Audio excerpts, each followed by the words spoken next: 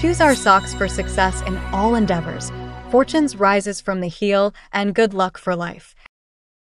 Good morning. Today is Monday, March 31, 2025. Today in history, on this day 136 years ago, the Eiffel Tower was completed.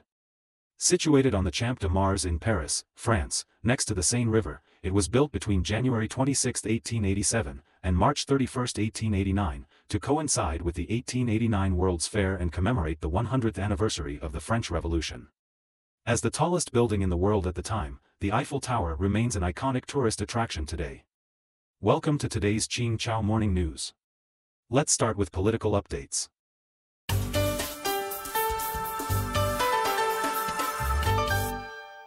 Mass anti-government protests erupt in Turkey.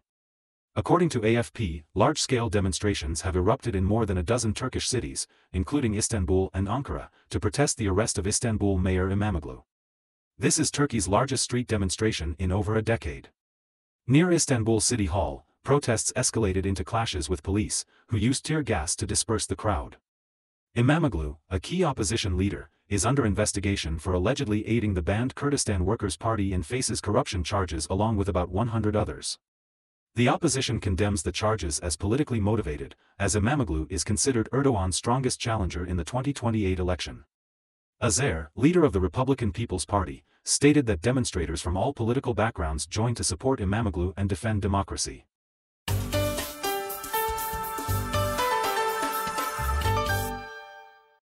IDF admits accidental strike on Red Cross office.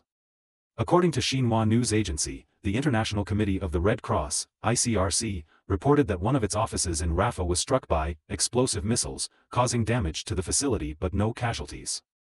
Israel later acknowledged responsibility, stating that its soldiers mistakenly targeted the building after misidentifying it as a threat.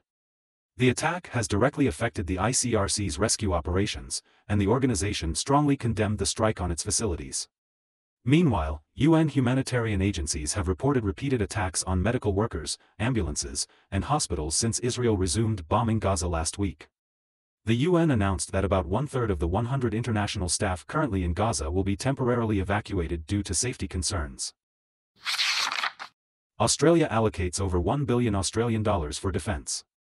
According to Sydney Comprehensive News, the Australian Treasurer recently submitted the federal budget for the 2025 fiscal year, allocating an additional $1 billion for defence spending to accelerate military capability improvements. This includes the manufacture of guided weapons and advancing submarine base and frigate plans in cooperation with the UK and the US.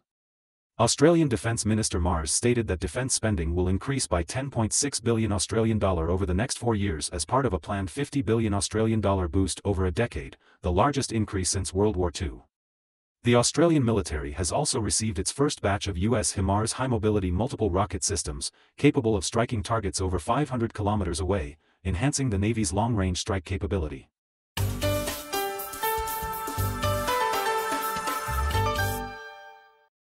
Indonesian rupiah hits 27-year low.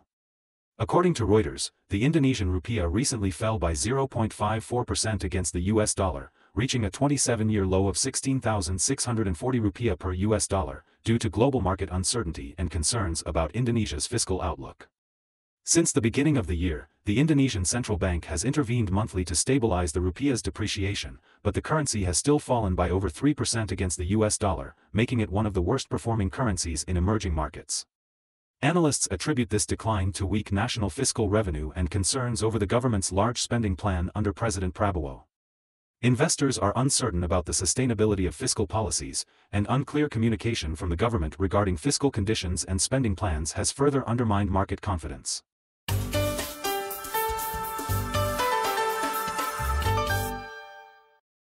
Bird flu detected in sheep in UK for first time. According to Reuters, the British government's Department for Environment, Food and Rural Affairs and the Animal and Plant Health Agency recently reported the first case of the avian influenza virus H5N1 being found in sheep. The affected sheep has been slaughtered, and no further infections have been detected in the rest of the flock. Additionally, H5N1 was also detected in some goat milk, suggesting a potential connection to the ongoing H5N1 outbreak in American dairy cows. The UK Health Security Agency stated that mammals could continue to be infected with avian influenza worldwide. However, current evidence suggests that avian influenza viruses are not easily transmitted to humans, and the public health risk remains low. Malaysia bans online sales of contact lenses and optical instruments. According to news from Malaysia, the Malaysian Medical Devices Administration recently issued a statement emphasizing that optical instruments and contact lenses are classified as prescription devices under the Malaysian Optical Act 1991. As such, they must be purchased with a prescription from a registered optometrist.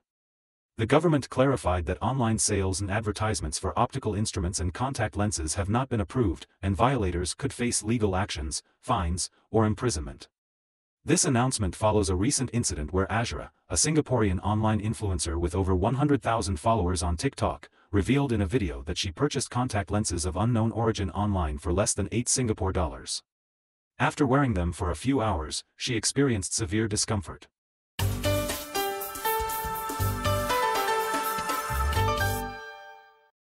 New miniature snail species discovered in Cambodia. According to the Cambodia-China Times, Cambodia has made another world-class scientific discovery. A new species of land snail was first discovered and officially confirmed on Mount Bainan in the northwestern Battambang province. The new species, named Clostophus udayadidinus, honors Khmer King Udayadi of Arman II, the first Khmer king to build the Bainan temple on Mount Bainan. The micro-snail belongs to the Clostophus genus and is the 20th species of Clostophus discovered worldwide. The research report highlights that Cambodia's limestone mountains have previously recorded 5 genera and 13 species of land snails, but the Clostophus genus had never been found in Cambodia before. This discovery fills that gap and adds a new species to the world's record.